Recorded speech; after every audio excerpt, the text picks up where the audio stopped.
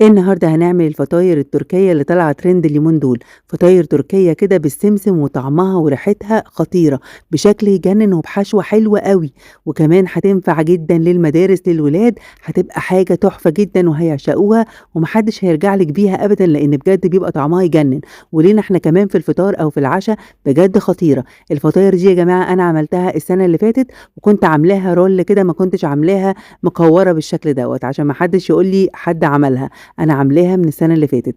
يالّا نسمّي الله ونصلّي على رسول الله، ندخل نشوف الطريقة.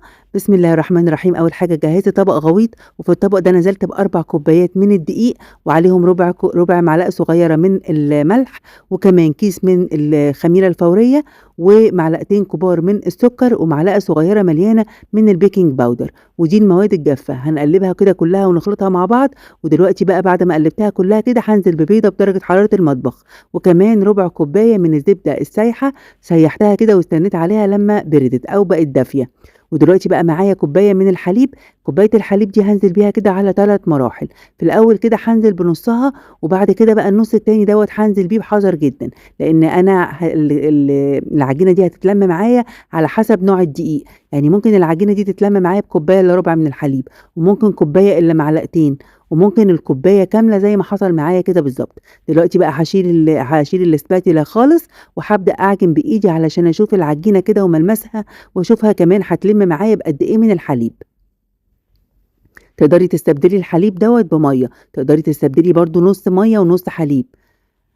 بُصّوا بقى دلوقتي أنا هاخد الكوباية كاملة، يعني هتتلم معايا بكوباية الحليب كاملة. بُصّوا كده كانت العجينة خلاص اتجمّعت معايا وخدت الكوباية كاملة من الحليب. دلوقتي بقى هانزل بمعلقتين من الزيت، ومعلقتين الزيت دول هيخلّوا لي العجينة تتلم معايا وتبقى ناعمة معايا جدًا، يعني ربع كوباية من الزبدة السايحة، وكمان معلقتين من الزيت، ودي المادة الدهنية اللي أنا خدتها في العجينة. بُصّوا بقى العجينة فضلت أعجن فيها كده حوالي 10 دقايق علشان يبقى وشّها ناعم بالشكل ده. جِبت بقى الطبق بتاعي وبُصّوا الطبق ده اللي عجنت فيه ونضيف زي الفل، نزلت كده بمعلقة من الزيت ونزلت بوش العجينة، وبدأت أغلّفها كده بالزيت اللي أنا نزلت بيه في البولة، وهابدأ أغطّيها دلوقتي كده بستريتش وفوطة، وهاسيب العجينة بتاعتي دي تخمر. أنا سِبتها تخمر 45 دقيقة، سيبيها كده بقى من نُص ساعة لغاية ساعة، لغاية ما تخمر وترتفع حجمها وتتضاعف بالشكل اللي حضراتكم هتشوفوه ده. هنا كان عدّى عليها 45 دقيقة بالضبط. هاشيل بقى الاسترتش من عليها، بُصّوا حجمها كان اتضاعف إزاي. عايزة أقول لكم إن العجينة اللي بيبقى فيها زبدة بتبقى طعمها وريحتها حلوة أوي، وممكن تستبدلي الزبدة دي بزيت عادي خالص.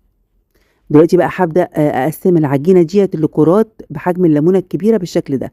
أنا باحب أقسّمها بالشكل دوّة، بتتضبط معايا جدًا وبتطلع معايا مضبوطة وكلّها حجم واحد. تقدري تقسّميها بالشكل اللي أنتِ عايزاه. كده اتقسّمت معايا حوالي 18 كورة بالشكل ده. هاغطّيها بقى بفوطة، طبعًا الفوطة اللي أنا باستخدمها دي فوطة نضيفة جدًا، هاغطّيها بالفوطة. وهنا بقى جهّزت الحشوة وكانت عبارة عن جبنة موتزاريلا وجبنة رومي مبشورة. جهّزت كمان الصاج بتاعي أو الصينية اللي هتشتغلي فيها، ولازم تدهنيها كده معلقة من الزيت. وكمان جهّزت حوالي ربع كوباية من العسل، العسل الأسود طبعًا، ونزلت كده بالعسل كده في طبق غويط، وهانزل عليه كده بحوالي ربع كوباية من المَيّة، يعني ربع كوباية من العسل عليهم ربع كوباية أو زيادة معلقتين 3 كده من المَيّة، بارُبّهم كده مع بعض وبيوصلوا للقوام ده، بيبقى قوام خفيف بس واخد لون العسل. طب لو ما عندكيش عسل أسود تقدري تستبدليه بدبس تمر وهيبقى حلو جدًا كمان. بعد بقى ما جهّزت كل حاجتي هابدأ أشكِّل الفطاير. خدت كده واحدة، واحدة، وهابدأ أفردها بإيدي بالراحة خالص، وهاخد كده حوالي معلقة كبيرة كده من الحشو اللي هي كانت عبارة عن جبنة موتزاريلا وجبنة رومي مبشورة. الحشوة دي تقدري تستخدمي الحاجة المتاحة عندِك أو الحاجة المتوفرة عندِك أو الحاجة اللي أنتِ بتحبيها، يعني تقدري تستخدمي جبنة بيضا أو جبنة كريمي أو جبنة مثلثات زي ما تحبوا، اللي موجود عندكم واللي بتفضّلوه واللي ولادكم بتفضّلوه تقدروا تستخدموه.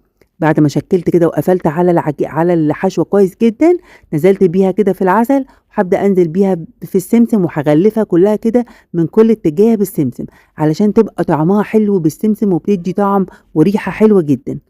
دلوقتي بقى هابدأ أفرد كمان وأشكِّل معاكم كده عشان تشوفوا المنظر بيتعمل إزاي. طبعًا التشكيل دوّة سهل جدًا. حطيت كده معلقة كبيرة كده بحجم معلقة الطعام من الجبنة وباضغط عليها كده علشان تمسك في العجين، وبابدأ ألِم كده الحروف بتاعتي بشكل مضبوط علشان ما تخرجش مني خالص، وباقفّل عليها كويس جدًا.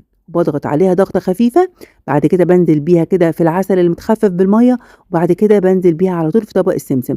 السمسم ده كان عبارة عن تقريبًا كوباية كبيرة من السمسم، وغلّفت الفطاير بالسمسم كويس جدًا. هنشكِّل كده معاكم كمان واحدة. كل الحشوة طبعًا بتاعتي كانت عبارة عن جبنة موتزاريلا وجبنة رومي بس، مش قادرة أقول لكم طعمها بتبقى حلو أوي، والولاد بيحبوها جدًا كمان. أحلى فطاير يا جماعة وأسهل فطاير، والعجينة مضبوطة جدًا، يعني بجد ولا غلطة.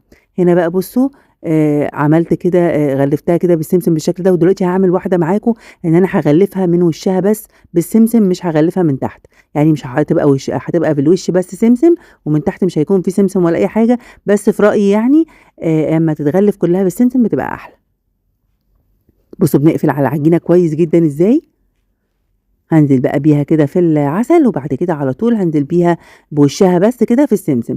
دلوقتي كنت خلّصت كل التشكيل وطلعت معايا 18 قطعة كبيرة مُشبعة كده وبطعم خطير. جِبت بقى سكينة حامية كده وهابدأ أعمل خطين كده في الفطاير بتاعتي بالشكل ده، علشان كده الحشوة تبُظ وتلُظ كده منها وتبقى شكلها حلو جدًا. بجد يا جماعة حلوة أوي، جرّبوها هتعجبكم أوي وهتعجب ولادكم جدًا كمان. دلوقتي بقى بعد ما خلّصت كل التشكيل دخّلت الفطاير فرن ساخن على درجة حرارة 200 لمدة حوالي 25 دقيقة، وتحت الشواية طبعًا لمدة دقيقتين 3 كده، طبعًا الشواية ما بتبقاش عالية، بتبقى على أهدى حاجة. وبُصّوا بقى بعد ما خرّجتها من الفرن ومش قادرة أقول لكم ريحتها في الفرن كانت عاملة إزاي، غطيتها كده بفوطة علشان البخار يتكتم فيها وتبقى طرية معايا وهشة وإسفنجية. دلوقتي بقى بعد ما عدّى 10 دقايق شِلت الفوطة من عليها، والفطاير بتطلع معايا في طبق التقديم، يعني باشيلها من الصاج وباحطها في طبق التقديم بمنتهى السهولة، ولا حاجة لازقة ولا أي حاجة. بُصّوا بتطلع معايا بمنتهى السهولة إزاي، خطيرة. حطيتها كده بقى في طبق التقديم.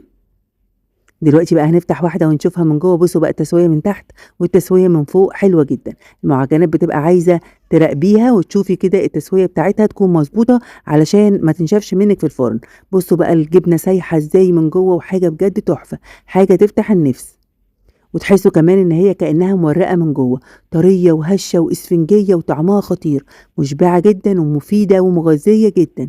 خطيرة يا جماعة بجد جرّبوها هتعجبكم أوي، وسهلة جدًا ومن أبسط أنواع المعجنات. الشتا بقى داخل علينا عايزين نعمل معجنات كتير ونملى البيت خير وبركة. أتمنى يا حبايبي الفيديو النهارده والطريقة والوصفة تكون عجبتكم. ما تنسوش يا حبايبي لايك كتير للفيديو عشان الفيديو يوصل لأكبر عدد، وتعليق حلو منكم، تعليقكم بيفرحني جدًا، ودوسي على كلمة متابعة ولايك للصفحة عشان يوصلِك كل فيديو وكل جديد بانزّله. أترككم في رعاية الله، والسلام عليكم ورحمة الله وبركاته.